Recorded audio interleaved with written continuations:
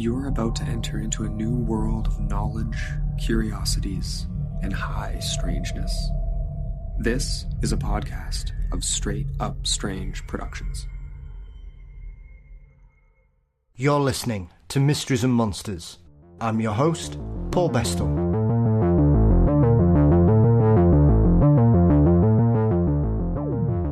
Many of us remember that first moment the fortean hooked its claws into us, be it a personal experience, a family story, a book in the library, or a TV show. Be it a personal experience, a family story, a book in the library, or a TV show, something mysteriously pulled us into the strange. Now in his new series of books under the Enduring Mysteries title, author, writer and editor Christopher Bahn joins me as we delve into Area 51, Atlantis, Bigfoot and near-death experiences.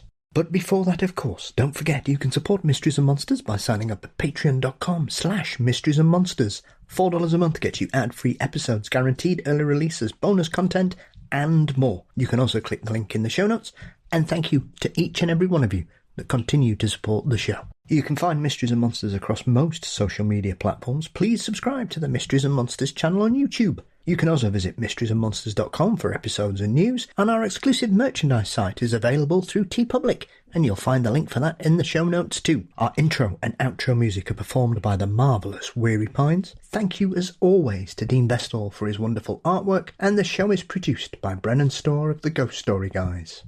It's the mysterious we can't explain that seems to pull us in deeper, as Christopher Bahn explains.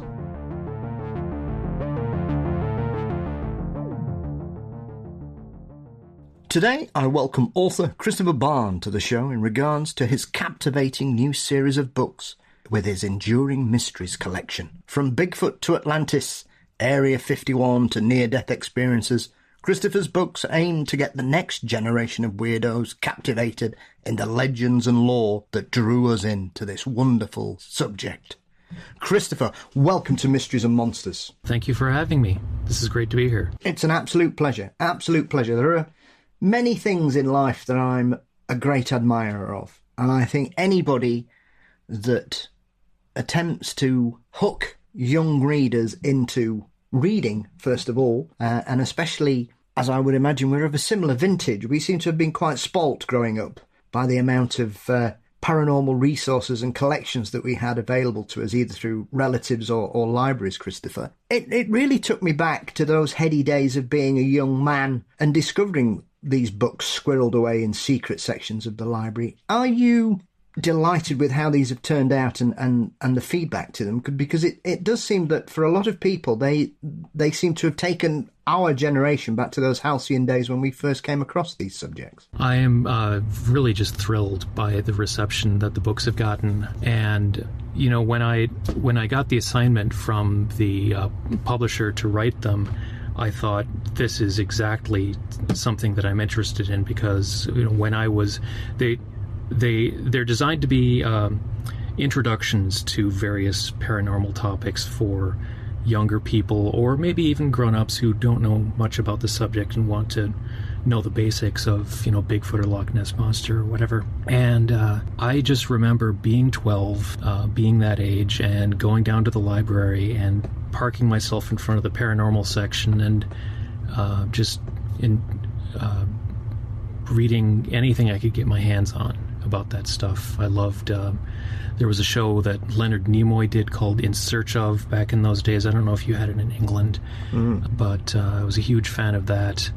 And I was excited to be able to write something that the 12-year-old me would have wanted to read. And that's what I was shooting for. I suppose it's one of those strange things. I mean, In Search Of is probably the pantheon of that kind of investigative show that we had. And I kind of missed it when it was first shown here. It's one of those strange things about British TV is obviously we take a lot of American content, from soap operas to detective shows to documentaries these days, it would seem. In Search Of was shown when I was a very young child, before I was able to stay up to the lateness it was allowed on here. But it's never been repeated. And if it has, I think I saw one episode that was on about 3:30 on a morning one day in the early 1990s. And so I'd never really seen it until I stumbled across the entire collection on YouTube, which is no longer there, sadly. And so I watched them all about 10 years ago, and I absolutely loved it. And I can understand why so many people really hold that show dear to their hearts, because not only was it very varied in regards to the topics it covered. I mean, it did things like Anastasia, which is one of those mysteries that doesn't seem to get covered a lot these days. I remember chuckling at seeing one about the impending ice age, which is obviously a very different thing to how people view things 45 years on. But it had loads of stories about the paranormal and Bigfoot and mysteries and things like that. And I think for people, like I say, growing up, we always had these kind of enduring mysteries that I think... Do you think that's because people seem to think that content has purely moved digitally, whereas I think, once again, this is the presumption that everybody has access to the internet or safe resources, Christopher, and therefore books like these, for me, are incredibly important for young people. Yeah, I know when I was researching the books, I went down to the library and I got as many as I could recent. I was looking for, new material as much as I could, but I was also trying to clue people into the history of it as well. If you want to tell the story of Bigfoot, you have to tell them about the Patterson-Gimlin film and where all that is coming from. So hopefully this is answering your question, but I really wanted to give people a sense of what the Bigfoot story is, how it had evolved over time, what the science was, and give people a full picture of what everything was about. I suppose one of the biggest decisions, I would imagine, when you look at creating a series of this in conjunction with the publisher, Christopher, is the subjects you're going to tackle. Obviously, there are 6 books in this series so far. Based on this, I hope there's another 6 at least. Was it one of those conscious kind of to and fro discussions about the topics, or had the publisher already kind of said, these are the things we want to focus on? Because there's there's 2 or 3, I would say, that I would not expect a series to focus on. And I'm really glad you have, because I think these are the kind of subjects that don't get as much attention these days, which is probably Area 51, Atlantis, and near-death experience.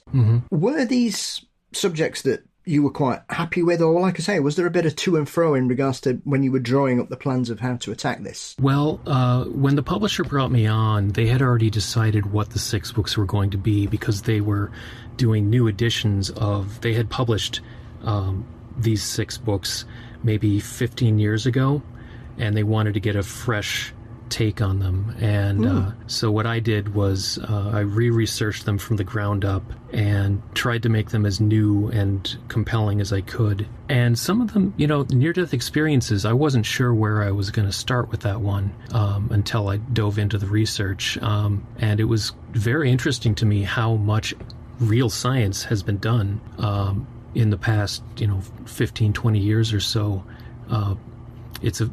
Obviously it's an extremely difficult topic for science to get into, because researching near death on humans is a very tricky thing to do. You can't bring your people near death.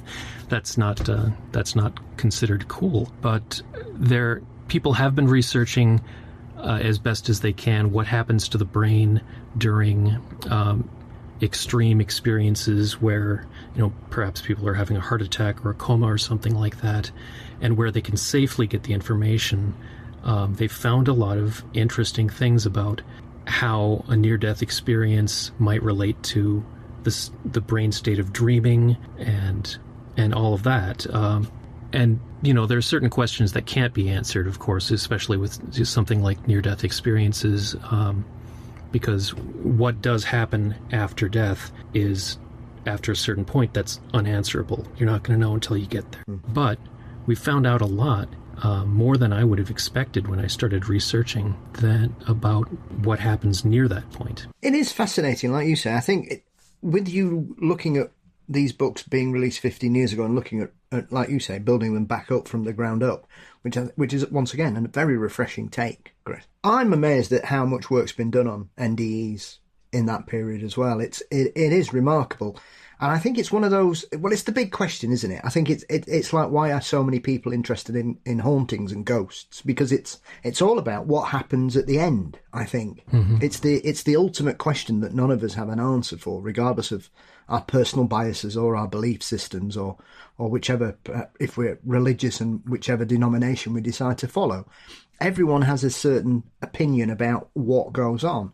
And I think when you read that particular book, it's very refreshing because I for one, I think it's an excellent topic to cover amongst all these, because it seems to be one of those things that often we try not to cover, death or loss or grief with teenagers, which I find is a very strange concept, I think, because often it's a very tumultuous period in young people's lives, and it's usually the time when they do lose somebody close to them, be it an elderly relative or a friend or whatever. It can be a very lonely situation, and I think looking at that book and the way it's written, I mean, and this permeates the whole series, there is a level of intellect prescribed to the person that's going to be reading this book, Christopher, like you say.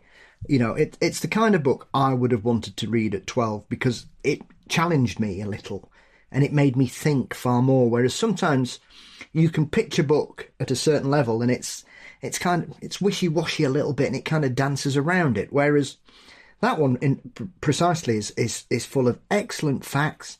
Some of the researchers, you've got some incredible cases that don't often get mentioned, Ernest Hemingway's especially. Mm-hmm. And it opens up the doors to other things. And I think this is the great thing about all the books in this particular series.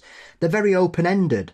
You give a great overview and dive into some key points in each of the subjects that you tackle in this series. But it fires you up, and even as someone as well read as myself, and obviously as well read as you are, as I can see from behind you, Christopher,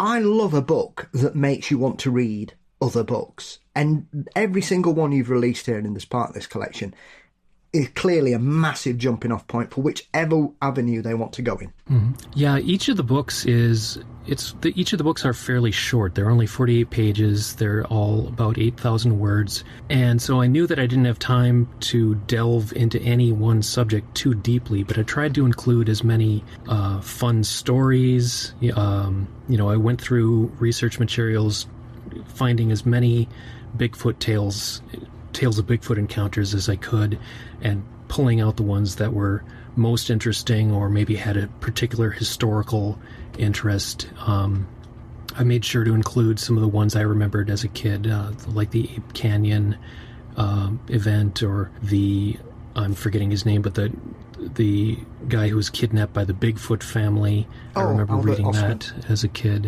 And then I kept finding interesting things that I didn't know about. I didn't know about Theodore Roosevelt's Bigfoot story, which is incredible and so well written. If you go back and find the original book called The Wilderness Hunter by Theodore Roosevelt is available online, and it's worth taking a look for. He was a great storyteller. Mm. Yeah, it's certainly not one to read at night, though. It's a very hair-raising story. Yes, for sure. It's in that pantheon of, I really like Bigfoot, I'm not particularly happy about these personal experiences. A bit like Ape Canyon. Ruby Creek is another one which is very similar. The kind of, yes, good luck to whoever's involved in that particular case. I suppose, and whilst we're talking about it, and you mention it there, I suspect whilst you were pulling all the titles together, you were stumbling on things that even with someone with your interest throughout your life and your connections to pop culture and the way that you've written throughout your career, you were still discovering things at this point in your life in these subjects that a lot of people might think, well, surely we know everything we need to know. But I think it's one of those things.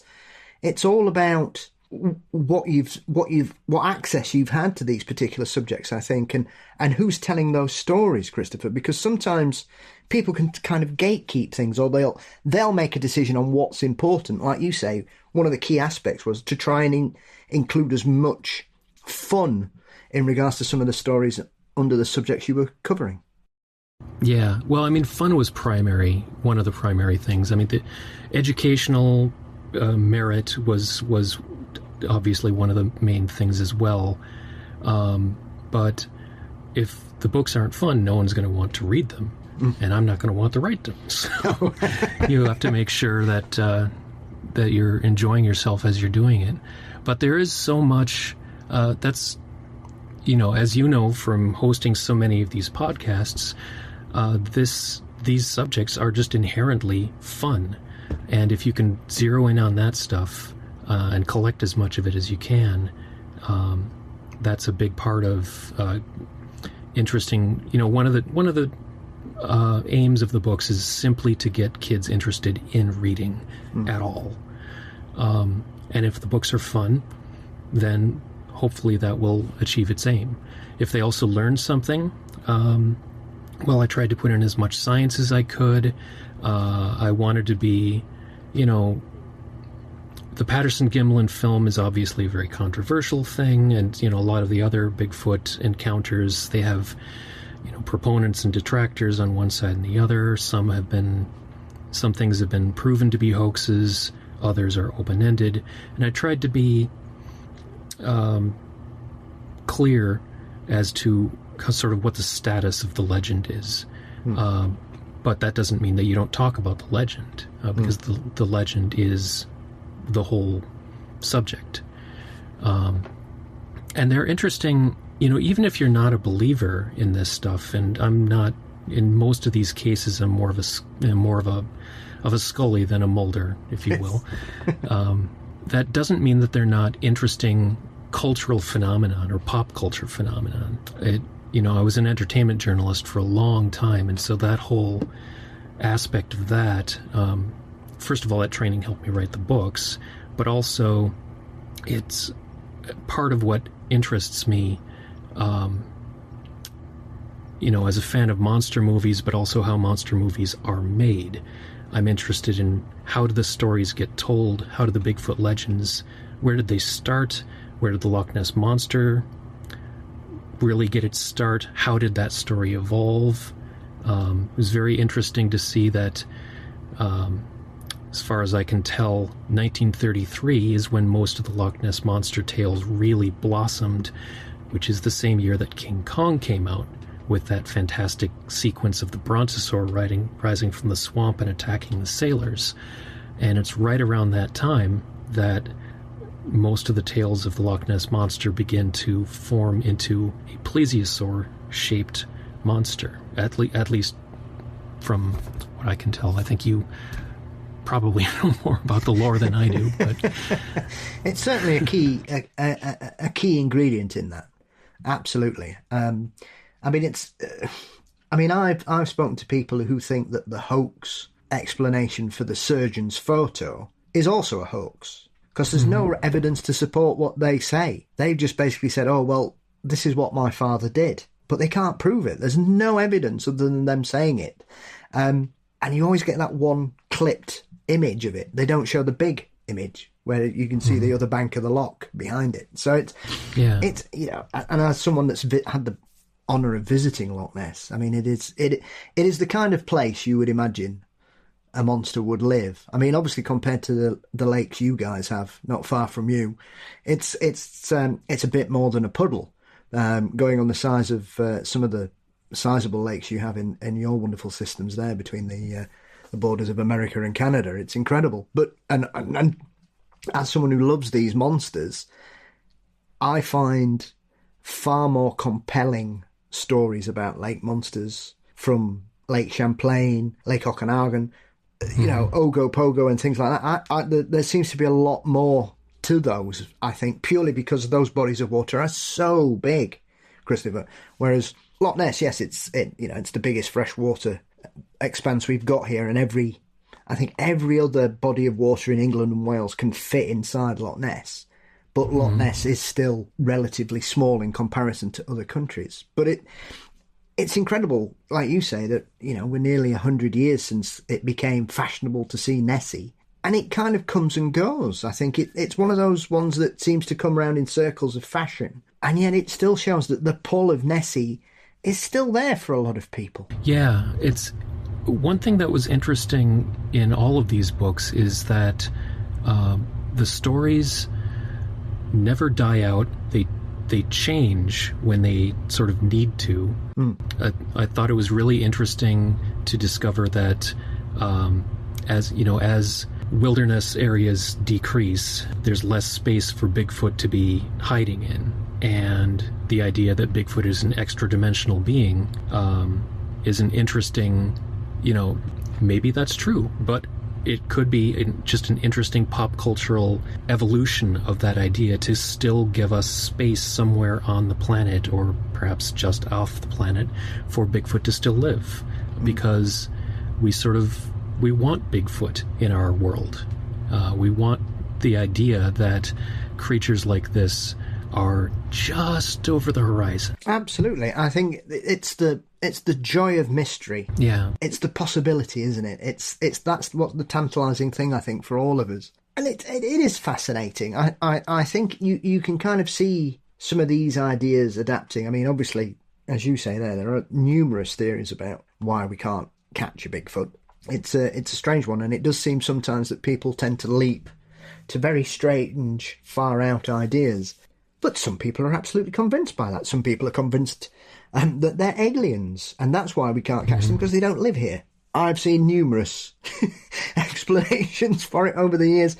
I have to say I tend to fall into one side of it, but that doesn't mean I'm right and everybody else is wrong. And I think often, as with any subject like this, there are lots of people that like to consider themselves experts, but nobody is really. You are just very well read or knowledgeable. And I think looking at these in kind of a very open-minded way, as you say, and how the books have been presented and written, allows the reader to get a thirst for it, like you say. And with them being so varied, it can take you in all kinds of directions. When I looked at the titles, I have to say, I think the one that probably is a prime example of probably a more modern mystery that's come to the fore, really, is obviously Area 51, which is probably the least secret base in the world, really, because we all know where it is. Yeah. And yet, it in the 90s, when obviously I was listening to Art Bell and reading magazines and stuff, it was always given this kind of mystical sort of, like it was 2,000 years ago in the Age of the Pharaohs or something. And it's not even. It was known about in pop culture. I was watching that old giant ant movie, Them, which was 1955, I believe, and they mentioned Groom Lake in there as a possibility of where the ants came from. I had no idea that it was that public that early, so it was interesting. Yeah, well, I'm sorry to interrupt. Oh no, do not apologise. You're quite all right. It's me. I'll shut up. You're the guest. But like you say, I think when you've got a love of monster movies as well, especially the 50s, because who wasn't dropping atomic weapons somewhere where they shouldn't, that were creating the local wildlife to go bananas? I mean, I love all that whole sort of post-Godzilla explosion, pardon the pun, in giant monsters, from mantises to birds to ants to spiders. They were everywhere, attacking people. And like you say, often it would be, oh no, what if the government have been testing something at this secret location and the radiation has caused everything to turn into giants, and then we have to try and fix it. And so, there are, like you said, there are these little tantalising clues like the White Sands testing ground. If you look at some of the early UFO stuff from that sort of late 40s, early 50s period, there's things happening there as well, which then ties into like Roswell and leads into Area 51 later down the line. But it is surprising. It's like we've got these breadcrumbs that are littered through popular culture. And it's always been interesting for me, because there are some people who are absolutely adamant that this is kind of like a drip feeding of disclosure in regards to certain subjects, Christopher, that the authorities, the people in power, have always known that we're not alone, be it monsters or aliens or whatever. And it's the media that's sort of allowed us to become more open-minded to the possibilities that when it happens, it won't be as much of a shock as, say, if it happened in 1948, for example. I mean, those are definite possibilities. That's one of the things about this subject, just speaking in general about the paranormal. The thing that remains interesting about it is that it always lives in that area right between truth and not truth. Is it real or is it not? It's it lives in the what if. And so the idea of Area 51, for example, I think part of the reason that has remained interesting beyond anything having to do with the actual things that are going on there is that it's sort of a focal point for questions about what is our government doing, what secret planes are they building, that sort of thing. Any questions about that, they tend to focus on Area 51. For some, it kind of symbolises the nefarious machinations of government, I think, Christopher. Mm-hmm. But I think for a lot of people, it's now kind of become kind of the distraction. And so everybody's focusing, looking at Area 51, going, oh, well, what's going on here? Whereas the government are somewhere else with Lockheed Martin, building the next generation of super fighters or space weapons or whatever, somewhere completely different that nobody's got any idea on, because everybody's convinced, especially because you've got people like Bob Lazar as well, who have constantly kept that Area 51 story going for, I don't know, the best part of 35 years, I think it was, since Bob appeared on George Knapp's TV show back in late 80s, I think that was. So it seems to be one of those that it comes in cycles once again, like we were saying about Nessie. I think that every time you think Area 51's done, somebody pops up and goes, actually, I work there and this is what happens. And you see that all the time with that. So I think, especially as certain conspiracies have kind of powered their way across the internet as well, it all kinds of wraps itself up. I think people are getting themselves so twisted to work out what the hell is going on, but they're actually missing what is going on because they're looking at the wrong thing now. That's certainly possible. I mean, one thing is that a great story just refuses to die. The Area 50, the sort of the core, if you boil it down to a couple of paragraphs, the core story of Area 51 is still interesting and fascinating all the way over the years. And so if something new comes up, or somebody comes up with a new wrinkle on it, or discovers something new, it revives interest in the entire corpus of material. And that's one of the reasons that these stories still live. I suppose when you were researching these, as you said, you're a skeptical believer, right? I mean, that's a perfectly acceptable standpoint to have, I think, often, as with anything in life. And it's good to be open-minded, but it's also good to have that balance as well. And especially with some of these subjects, there are very different levels, shall we say, on each one of plausibility, I think, sometimes, Christopher. And there are times when I read or listen to things and I take a sharp intake of breath because it's even a bit too weird for me.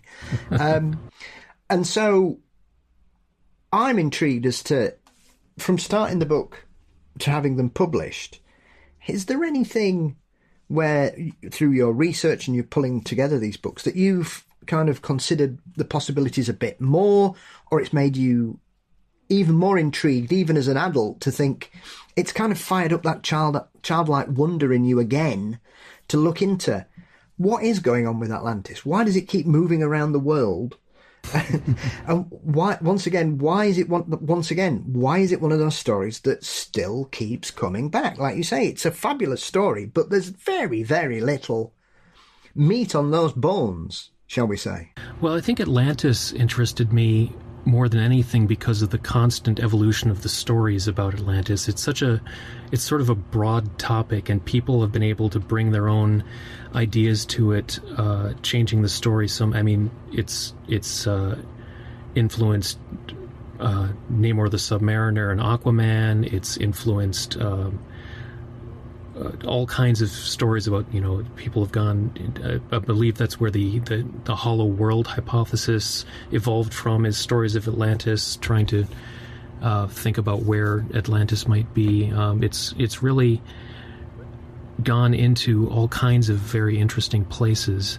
As far as researching the books and finding myself thinking, that's more plausible than I thought. I would have to say near-death experiences was the one where, first of all, like I was saying earlier, I did not realize just how much real research has been done on the topic, and how people are researching how the brain works. But that's also an area where I've had a couple of uncanny experiences myself. Having dreams the night after a loved one dies, and the stories themselves are not necessarily interesting enough for the show, but I did have them, and it's one of those things where you can't fully explain what happened or why it might have happened, and no one knows exactly what's going to happen to you after death. Is there a soul or an electric field or something that leaves your body and can still somehow communicate with the people that you care about afterwards? I don't know, but I've had a couple of experiences that make me think maybe, but they could just be coincidental dreams. I think it is fascinating because, with the greatest respect, I don't think we really know that much about the brain. We certainly know a lot more than we did even 20 years ago, as you referred to. And it is remarkable just how much work is going on here, because I think there's so much baggage tied up with NDEs. I think that one of the great things in your particular volume that covers that particular subject is the fact that you explain it very simply, but also refer to the scientific terms and the work that's gone on, and some of the very important people in regards to this research, and the fact that it is going on in countless establishments and institutions around the world as we speak. It is, for some, it is the ultimate question that needs to be answered regardless, I think, because we're essentially flesh-coloured batteries, and nobody understands where that goes at the end. Where does that energy dissipate to, like you say? And as we learn more and our technology advances and our ability to be able to read the brain in various states, be it in comas, being awake, when people have had very traumatic head injuries, these kinds of things, I'm always fascinated by this, because once again, it doesn't seem to be the same for everybody. I mean, you talk about like people who have been struck by lightning, for example. Mm-hmm. Most people, yes, it's going to kill you. And yet there are hundreds, if not probably thousands of people around the world throughout time who have been struck by lightning, and it's had profound impact on their life. And very similar to NDEs, there's clearly something that happens for whatever reason to certain people in certain situations where it's almost as if the brain's rewired itself. And I know when you talk about things like people being struck by lightning, there are so many stories of people whose personalities have changed. They've discovered artistic talents they never had. I was watching a documentary the other week about a guy who got struck by lightning, and he was blind and deaf, and it rewired his internal nervous system, and he could basically started to see again. His hearing came back, and his hair grew back. He'd gone bald. He'd got the triple whammy. And yet, most people, you get struck by lightning, that's the end of it. There's nothing coming back from that. And so I was interested when I was reading that particular section in the near-death experience book, Christopher, that you mentioned some of the changes and some of the studies that have gone on, that people seem to basically have no fear of death after they've had an NDE. For whatever reason, it's almost as if they think, well, I've seen what happens and I'm fine. I'm going to be okay. But that has this kind of snowball effect in their personal lives, that families fall apart. They start taking risky behaviour. They become more reckless for some reason. And that's a really interesting aspect of it, because, as you were saying, if it's just a dream, why is it having that much of an effect on people? People have bad dreams. People have great dreams. But there aren't many people who have a dream and it completely changes their life within a matter of weeks. Yeah, that was very interesting. I mean, Hemingway was part of that, as I think you mentioned. There was, I'm blanking on his name, but the man who had a near-death experience and discovered he could play piano also lost his fear of death, but not in a great way. It didn't have a good effect in his life. He kept getting into situations where he nearly got himself killed because he lacked the caution anymore. And it didn't seem like that aspect of it was positive for him. So these, and perhaps understandably, because in order to have had a near-death experience, you have to have had some extreme trauma. And that's going to leave, its marks on you. So perhaps he was still working through the negative aspects of that. And, of course, Hemingway, I think his near-death experience in World War I, he was shot and nearly killed. And I believe he mentioned that he felt his soul fly out of his body, zoom around for a while, and then go back in. And if you look at his writing, that clearly had a huge effect on everything that he wrote. And, of course, if you remember his biography, he didn't deal with that all that well in the end either. He ended up committing suicide. Yes.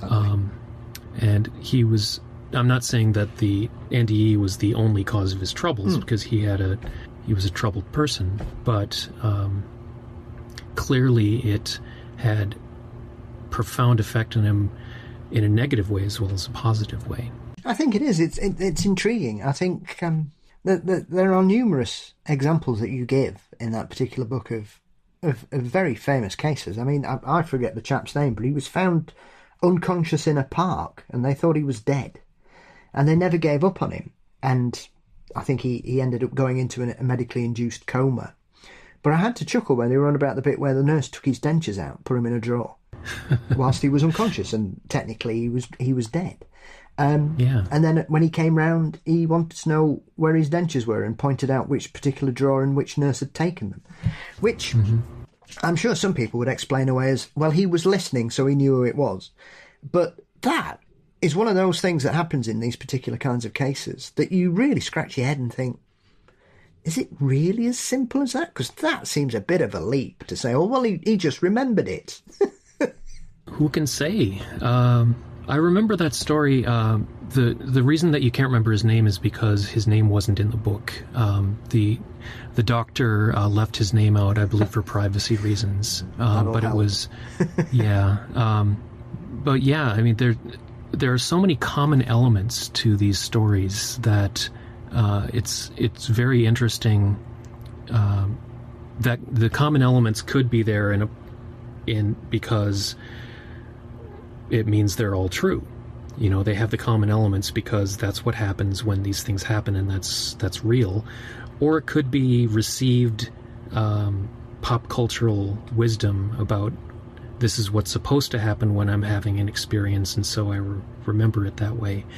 Or it could just be, like I remember going to the dentist and getting nitrous oxide, breathing a little too much of it in, and suddenly realizing, quote unquote, realizing that the world was not real.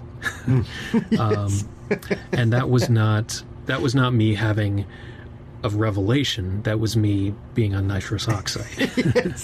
And especially with the near-death experience, it's possible that people are having a traumatic time, they're having a traumatic experience, and it's possible that their brain is reacting to a lack of oxygen or other medical trauma, being hit on the head very hard or something like that. And maybe that's what happened is your brain is trying to process what's happening to you, but the thing in your head that helps you do that is impaired. And so maybe that's a common element of that. But we really don't know one way or another. I mean, that's what the hardcore skeptics would say. But is that what's actually happening? It's very difficult to say. And that's one of the things that I think drives... if you take all 6 of these books and sort of the paranormal topic in general as like a pop culture phenomenon, I forget if I already said this, but they sort of live in that space between what is and what isn't, what is, we don't know, what if. That's the thing that drives continuing interest in these for me. Very much so. I mean, the Jung story as well that's in the NDE book is one of those that, once again, I've got a wry smile in it, because only Jung would have an NDE where he would basically focus on someone else popping up and thinking, oh, well, it's bad for me, but it's probably going to be worse for you, which was because he believed that seeing his own doctor in it meant that his doctor was going to die. And he did. He died of blood poisoning a few weeks later, I believe. Which is typical. This is the kind of thing I would expect Jung. If it wasn't Jung, it would be Freud. I would imagine they would have such a similar experience where, yes, things are really bad for them, but they meet somebody else and it's going to be a lot worse for them. And so even when you have people of that magnitude of intellect who seem to be unable to distinguish whether this is a fantasy or reality, when you have little things in it, as I mentioned about the dentures or the personality changes or everything, these are not the things that can just be prescribed by hallucinations. And it's also, it's one of those things, I think, that just because people hallucinate doesn't necessarily explain everything. And I think, yes, as with all mysteries, most of them are not a one-size-fits-all. You can kind of say, well, I think this explains that portion of it, but it doesn't explain this bit. And sometimes people will just go, well, I don't want to talk about that one because I can't explain it. Whereas, yes, I think there are a lot of misunderstandings or deliberate misrepresentation of what happened. And once again, you touch on two particular books that have been written in fairly recent years, in the last 20 years, both of which are quite controversial. One especially because it was a completely made-up story that was falsified for the child to have attention, sold over 1 million copies worldwide, and then he came clean, I think, as a young adult, and said, I just made it up because I wanted my family to notice me. And so the publisher pulled it and everything. And so, as we were saying about belief systems and things like that, that alone shows you that how many people hold on to that belief system in regards to what happens next, because that's what they want. And so, unfortunately, there will always be people, as with any mystery or unanswered question, who will use it to take advantage of people who just want to believe in something. Yeah, those two books that you're talking about, I thought it was important to include them in the near-death experiences book because of the fact that they were controversial, and even wherever you come down on the skeptic versus non-skeptic, you have to know that there are going to be people who are scammers or charlatans or making it up just to make money. And you sort of have to be able to protect yourself from that a little bit, right? And it was important to mention those books, in part because they had had such a big success, and then to sort of explain, well, not everything, you can't trust everything blindly. You have to bring, so you have to bring your judgment to it, if that makes sense. Oh, no, absolutely. Absolutely. I think sometimes it's different. I think one of the Boy Who Came Back from Heaven was the controversial one, I think. I think the young lad was called Alex. But it happens. I mean, I'm not going to suggest that I'm the most well-read person in that particular subject. There are countless stories like that in that particular field, I think, that there are people who are clearly focusing on taking advantage of people. Essentially, it would be like renting a boat, Christopher, and saying, right, come with me, I know where Atlantis is, and just taking people out wherever you decided it was. Because since I've been interested in strangeness, Atlantis seems to have moved all over the place. I've seen it near Antarctica, Australia, it's in the Pacific. No, it's in the Atlantic. Well, actually, it's in the Mediterranean. Actually, we've decided it's actually on Africa, and this is where it is. And so even for someone who started very sceptical in regards to even then as a child thinking, this sounds a bit too weird, Now I'm a bit like, well, I know a bit more about the world now, and I think there might be a grain of truth in it, but I don't think it was this mysterious island in the middle of the Atlantic. I'm one of those people, I hang my hat on and the end of their culture, because they made the misfortune of living on a volcano that decided to erupt. Mm-hmm. Yeah, I think, to me, reading about Atlantis, and I hadn't realized when I began researching that one that it all started with Plato, and there really wasn't anything before Plato's story. Yeah. And that Plato's story wasn't necessarily meant to be a history. He was not a historian. He was a philosopher, and he tended to make up parables, I guess, more than anything else, to if you want to call them that, to prove whatever philosophical point he was trying to make in what he was writing.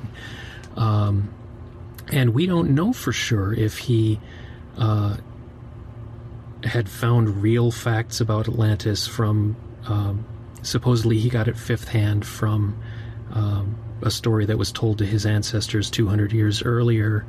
And so things may have, some facts may have been distorted along the way even then.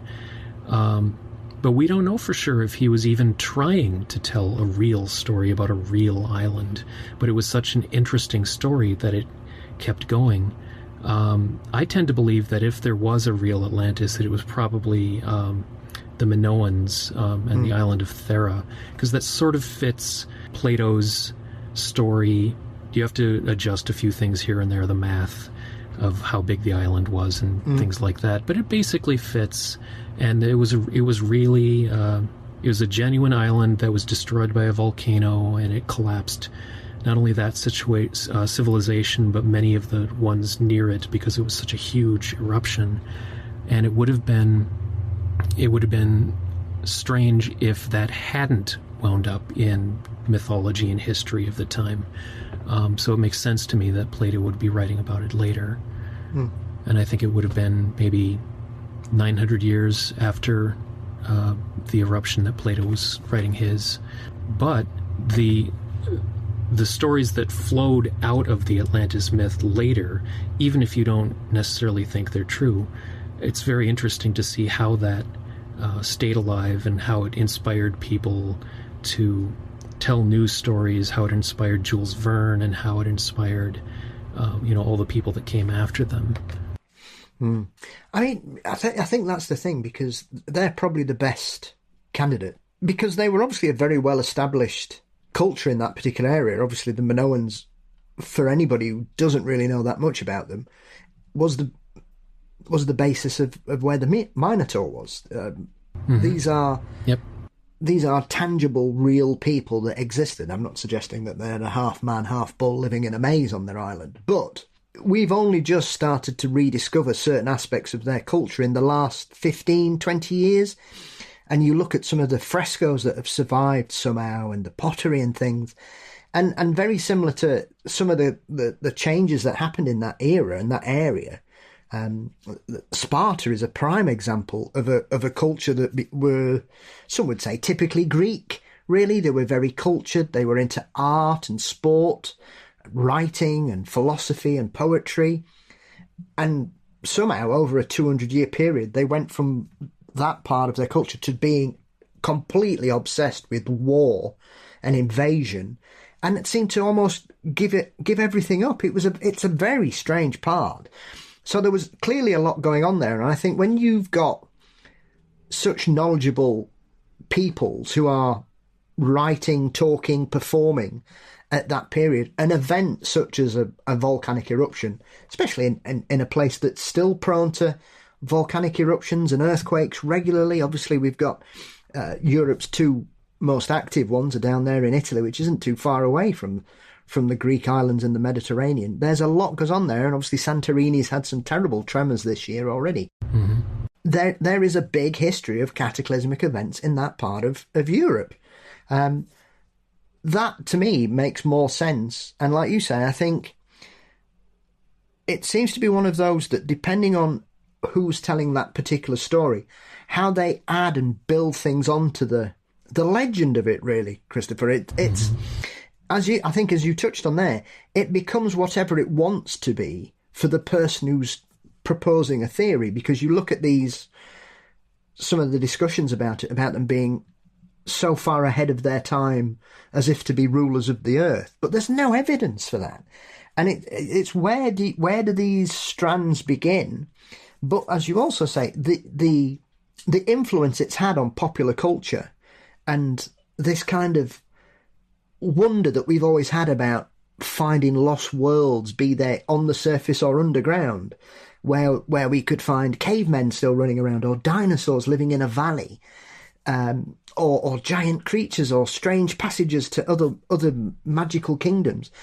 It's something, I think, that's been with us for the best part of 150, 200 years. Oh, I would say much longer than that. I think the Greek myths are probably, the story of Odysseus is almost a classic example of,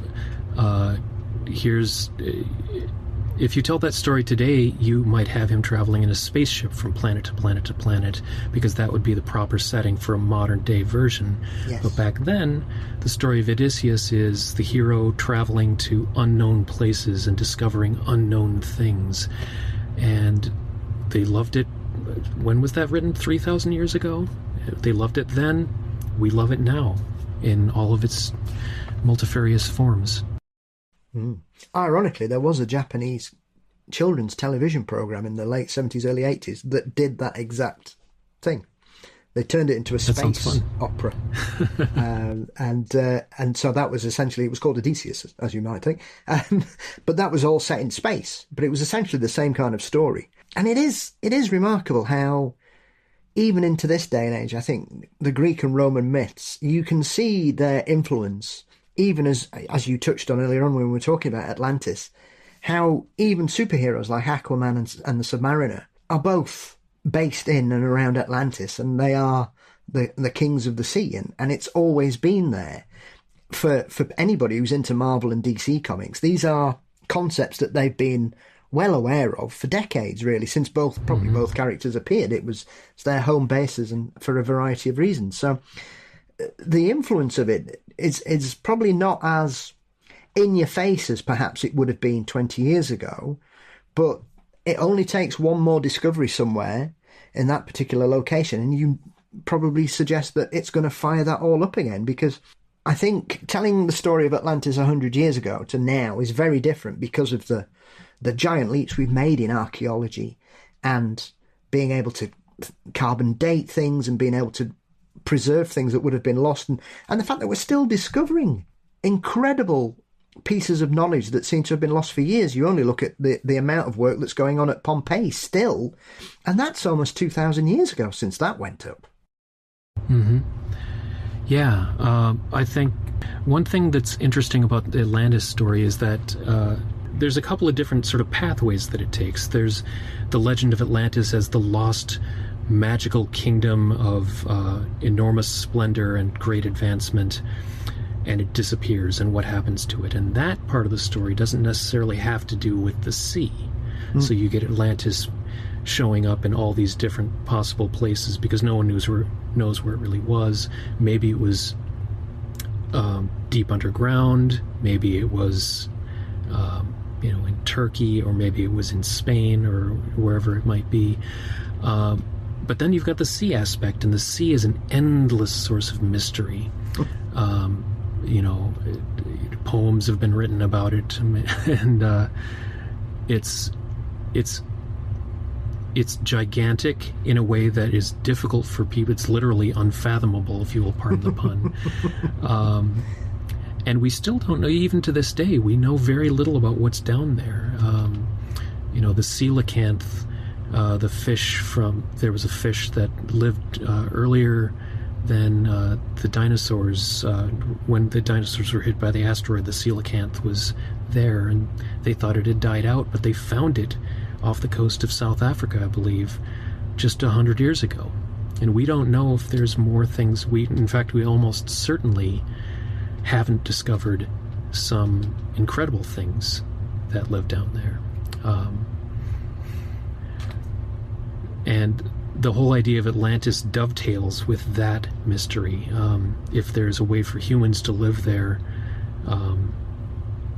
or intelligent beings to live there, It's a way for us to tell stories, and humans love to tell stories of one way or another. Sometimes those are, Aquaman and Namor are heroes, but we've also got H.P. Lovecraft and his creatures from the shadow over Innsmouth, where they're monsters that are actually out to get you. And there's room for that in the ocean too. I mean, Jaws was such a big hit in part because it sort of represents the whole mystery of the ocean. Well, absolutely, and I think you can tie that with one of the other titles, which is Sea Monsters, because these are, stories of leviathans have been around as long as people have sailed the seas, regardless of whether we're talking about people from Greece, people from China, people from the Americas, the Vikings especially. There are countless tales of people encountering very strange things, and often people will come along, as we were saying earlier on, people will come along with very prosaic explanations about things. I mean, the whale penis thing was the big thing about 3 years ago, which is great if you don't know anything about sea monsters and some of the accounts. But then you look at some of the accounts from very experienced men of the sea, and I'm sorry, they're not describing a whale's penis. They're describing very distinct creatures that are acting in very strange things. There are numerous shapes and sizes, colours.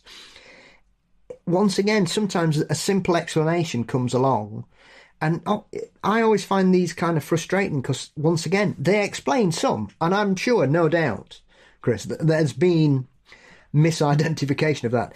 That, it's not an experience I want to go through myself. That is not something I want to see whilst I'm at sea, I have to say. I can live without that experience.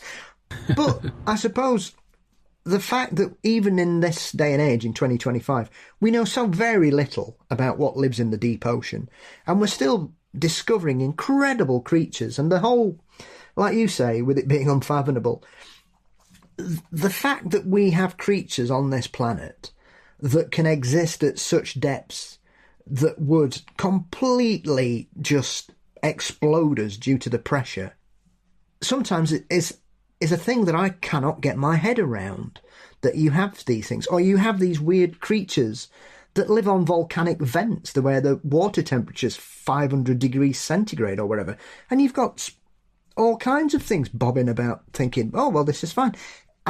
It just shows you, I think, that the possibility there, I think, far outweighs anything that we could rediscover or finally find on land, I think. I think finding out what is actually in the sea, discovering the strange, the giant squids and the colossal squid and things like that, that's just endlessly fascinating. As you mentioned, the volcanic vents, because to me, one of the things that's just mind-boggling is how much life can adapt to live in strange conditions, and it begins to raise questions of if life can exist in those places here on Earth, maybe out in outer space, maybe there is more of a chance for life in outer space. Maybe we should be looking at we're looking for Earth-like planets now with our telescopes. Maybe we should broaden that a little bit and think about where life might be found in other planets. That's, these things all sort of tie together in that way, and one idea bounces to another.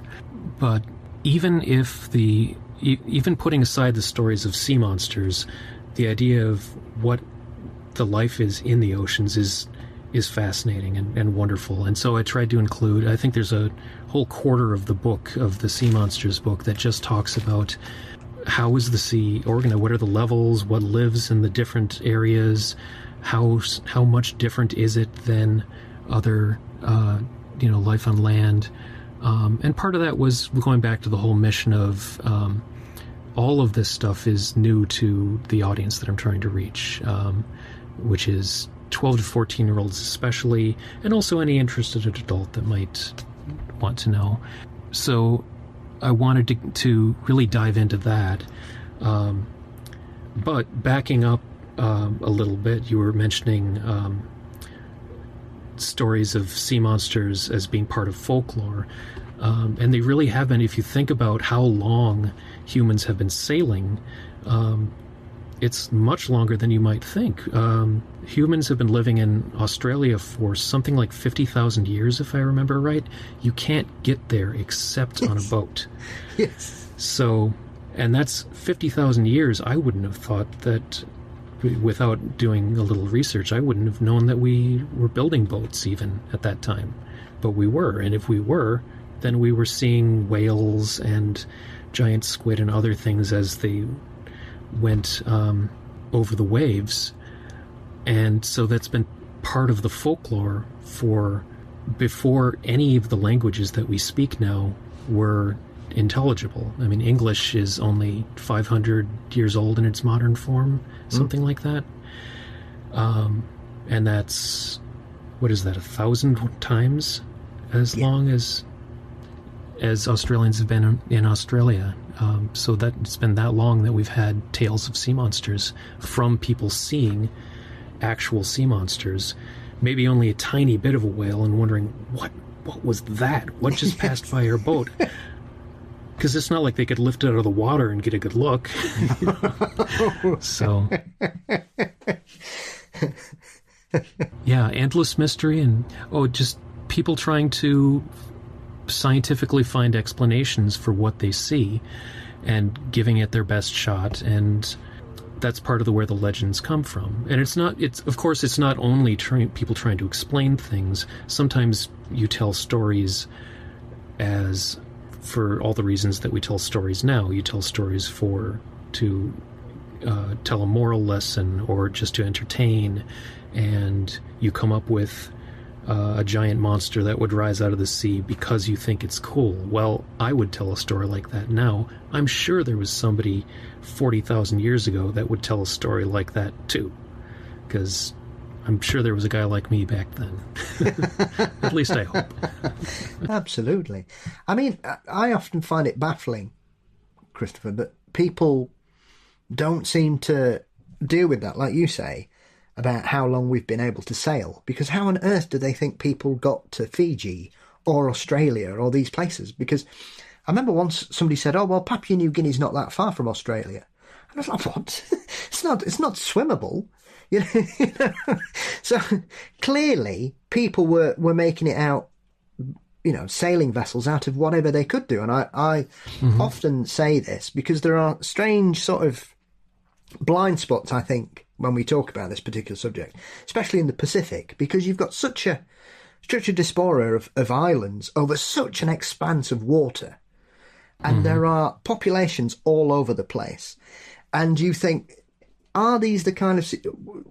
These can't be the situations where somebody just gets swept there and cast away there, because obviously they've ended up building communities, and therefore usually that takes at least two people, a man and a woman. So there must have been some kind of designed decision to make these journeys. And you could, like you say, I can only imagine what the first person in a canoe paddling about thought when a humpback breached the surface. That, like you say, straight away, that's the greatest monster story anybody's ever told at that particular period of time, because you've no idea what the hell that is, especially out there.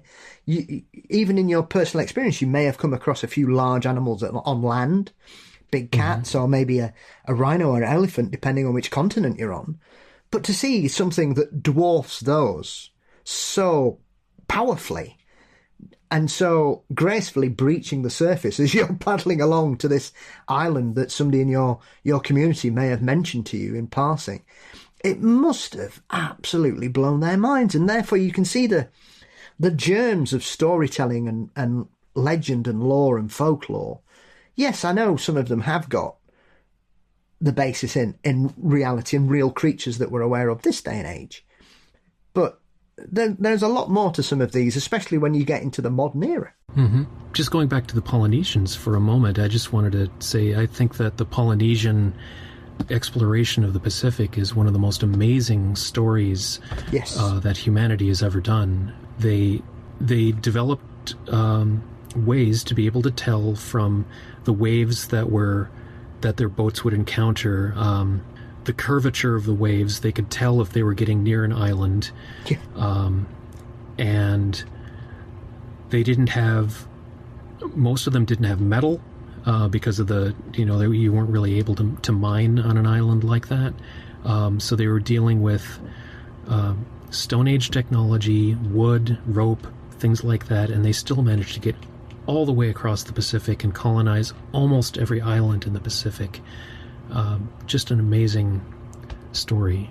And I think I mentioned that in the Sea Monsters book a little bit. I wanted to give that a little bit of a shout out. Yes. Well, I think it's one of those aspects that gets really overlooked. And I think when you shine a light on things like that, it surprises me how little known that really is, because it is remarkable what they achieved with, as you say, the limited resources when comparing it to, say, European and American cultures, who were probably had bigger access to more resources, primarily because, as you say, a lot of these places are quite small atolls and, former parts of volcanoes here and there and the odd caldera. And yet they still, made it thousands of miles. And it's amazing that people who we would perhaps consider, in a modern sense, and obviously not you or I, Christopher, would consider them to be quite lacking in intellect, I think. Because sometimes people base intellect on their ability to build buildings, whereas I think what the Polynesians achieved is far outweighs some of the other achievements that went on after them in the world in regards to what people were doing. It just shows that infinite knowledge of the world around you that I think a lot of people lament that we've lost touch of in the modern era, with us being so technologically tied to our existence these days, that these people were able to use the world around them and the behaviour of animals and like you say, noticing how the waves changed when they were approaching land is just stuff that blows your mind. And you look at how the Vikings made it across to Greenland and then into Canada. They're just going. And if they hit something, brilliant. And you would think, I wonder what would happen if they hadn't have got there. What is the point where they go, actually, we've been at sea 3 months and we haven't found anything, so shall we go back? But that then is, well, how do they know how to get back? Never mind get to somewhere else. And once you start looking at these achievements of these peoples, I find it absolutely, it just really blows you away of how little credit we give some of these ancient cultures and the forward-thinking abilities they had. I think that's something that's very important to remember, is that the human intellect and the human spirit is unchanged from a long, long time ago. And just because you don't have modern technology doesn't make you any worse than we are today. Every era has its geniuses. Who knows what the genius of that day may have discovered that we've lost over time, just because so many things get lost over time. Even when we try to preserve things, history tends to get buried underneath whatever we build on top of it. I guess we're sort of wandering off into a tangent maybe, but that's cheers for humanity. Well, absolutely. I'm fascinated with the rediscovery of cultures in Central and South America. And you had that incredible discovery, I think, at the tail end of last year, where they discovered a whole city that had been under the jungle for centuries, which has completely changed the history of South America, because they all were considered to be hunter-gatherers. And now they were building things equivalent to what the Egyptians were doing with the pyramids at the same time, if not earlier. And once again, like you say, I think just because of the expanse of time that's gone on from some of these cultures falling away, you can only imagine what's lurking in certain areas. perhaps South America is a prime example of that. I would imagine there's very similar situations in certain parts of Asia as well. And we're still discovering these things. And I think, once again, we're dealing with a very small tranche of history here that we are aware of, that we know about, especially in the modern era with the written word, especially in English. I think there are thousands of incredible discoveries still awaiting us there.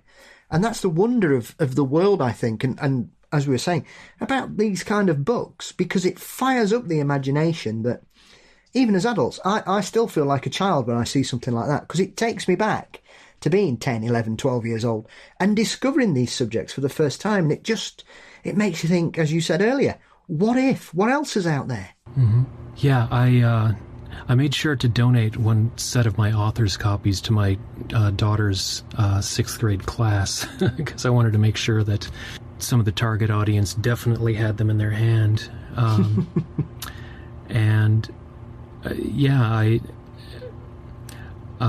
also recently verified that they were at the local library system in my town, and took a picture of what was in there, and was only able to get 3 of the books because the other 3 had been checked out, which is great. I can't take a picture of them for the exact reason that I want, which is that people are reading these things, and hoping that maybe I will inspire the next generation to write the next set of books 25, 30 years from now as well. Mm-hmm. And who knows what will have been discovered in that time. Maybe they'll have found Bigfoot. Maybe he's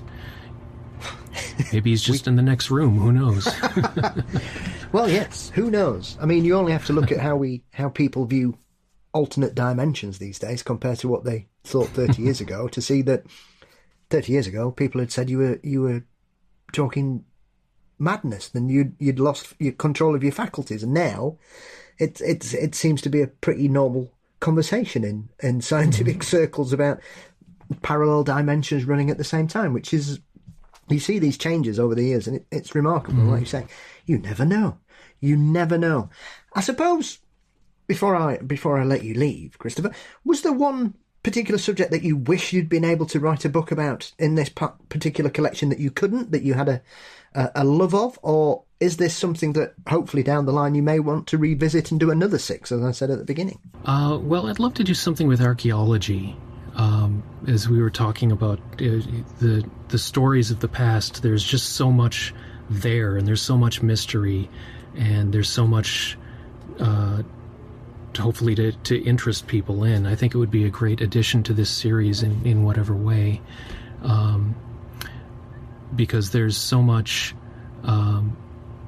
that hopefully I can inspire someone to want to know more about, and to hopefully maybe become an archaeologist. I know I wanted to become a paleontologist when I was a kid, in part because of reading stuff like this, and I would love to be able to do that. I'd love to tell more stories about monsters, different kinds of monsters from all over the world. Just barely scratched the surface with what I was able to talk about here, and there's so many different kinds. Vampires, perhaps. There's so many different flavors of vampires from all over the world, and it's interesting how that's a common thread throughout many different cultures. And where does it come from? Why do people believe in this sort of thing? Maybe something to do with horror movies too. Zombies, perhaps. Yeah. Oh, another one of my favourite loves. Well, wherever you turn your hand to next, I can't wait. So, for anybody that wants to track down these books and some of your previous writings and articles, as I said in the introduction, you've written on countless subjects, and you have a wonderful way with words where you are able to take us on journeys through the written word, which is always an incredible talent for any writer to hold. Where can they find your work, follow you online, and check your website out? Well, my publisher's website is The Creative Company. It's a family-run publisher in Mankato, Minnesota, and their website is thecreativecompany.us. They have thousands of children's titles. If you're interested in mine in particular, as I hope you are, the easiest way to get there would be to go to my website, which is ChristopherBahn.com. And right up at the top, I've got a whole section on the Enduring Mysteries books and some of the other things that I've been doing recently. Brilliant. Well, I shall put links to everything in the show notes. And I just want to say I wish you all the very best with the continued checking out of these books from every library you've possibly be able to get them stocked in. And anything that fires up the enthusiasm of younger people in regards to getting them hooked into these subjects. We may regret that statement 30 years down the line, depending on which rabbit hole they fall down, Christopher. And I just want to wish you the very best. And I look forward to whatever you've got coming down the pipe. Take care and thank you for joining me. Thank you for having me. This has been a lot of fun.